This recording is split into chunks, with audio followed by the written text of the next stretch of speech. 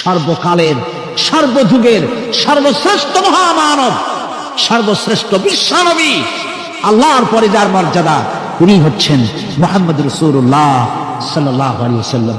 তার অনুসরণ করা ইবাদত। তার অনুসরণ করা কি? আর তার নাফরমানি করা কুফর।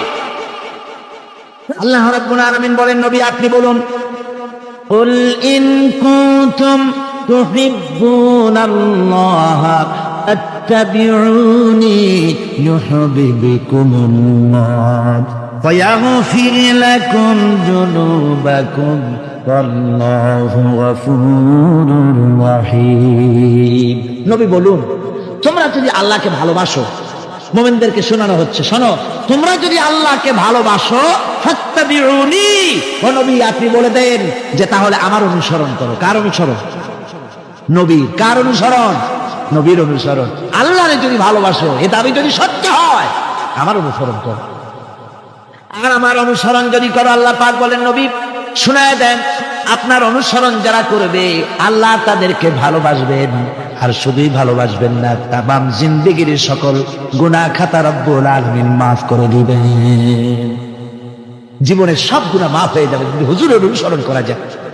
বিশ্বকবি কবি সম্রাট আল্লামা ইকবাল রাহমাতুল্লাহ আলাইহি বলেছেন, কি মুহাম্মদ সে वफा तूने तो हम तेरे हैं, ये जहां चीज ही क्या लोह कलम तेरे हैं। মুহাম্মদ সাল্লাল্লাহু আলাইহি ওয়াসাল্লামের সঙ্গে মুহাব্বত করো, আকাশ আর জমিন তো দূরের কথা, লৌহ কলম পর্যন্ত আমি আল্লাহ তোমার জন্য করে দেব। তুমি মুহাম্মদের হয়ে যাও সাল্লাল্লাহু আলাইহি ওয়াসাল্লাম। তার অনুসরণ করো, তার অনুকরণ করো জীবনের সব ক্ষেত্রে।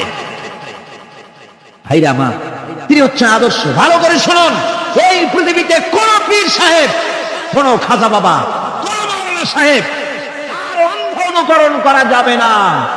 যাবে চোখ বুঝে, চোখ বুঝে, বিনা প্রশ্নে, বিনা তর্কে যার অনুসরণ করতে হবে তিনি হচ্ছেন মুহাম্মদ রাসূলুল্লাহ সাল্লাল্লাহু আলাইহি ওয়াসাল্লাম। বিনা প্রশ্নে। কোন পীর সাহেব বললেন সকালবেলায় 10,000 বার আল্লাহু আল্লাহু করো, আল্লাহ আল্লাহ আসতে হু জোরে, অথবা লা ইলাহা ইল্লাল্লাহ 500 বার জিকির করো, লা ইলাহা আসতে ইল্লাল্লাহ জোরে। আর ইল্লাল্লাহ কোন কোন মুরিদরা তো এত জোরে করে তাতে কলব থাকলেও পারে, গেলেও পারে। আপনি ওই পীর সাহেবের কথা মতো এই জিকির করবেন, আপনাকে দেখতে হবে রাসূলুল্লাহ সাল্লাল্লাহু আলাইহি ওয়াসাল্লাম এইরকম জিকির করেছেন কিনা। ঠিক কিনা বলেন? সাহাবায়ে কেরাম রিদওয়ানুল্লাহি তাআলা আলাইহিম আজমাইন তারা এরকম জিকির করেছেন কিনা। যদি রাসূল এরকম জিকির করে থাকেন, সাহাবায়ে কেরাম এরকম জিকির করে থাকেন, অবশ্যই সেই জিকির আমরা করব। ঠিক কিনা? অন্ধভাবে কাউকে গ্রহণ করব না।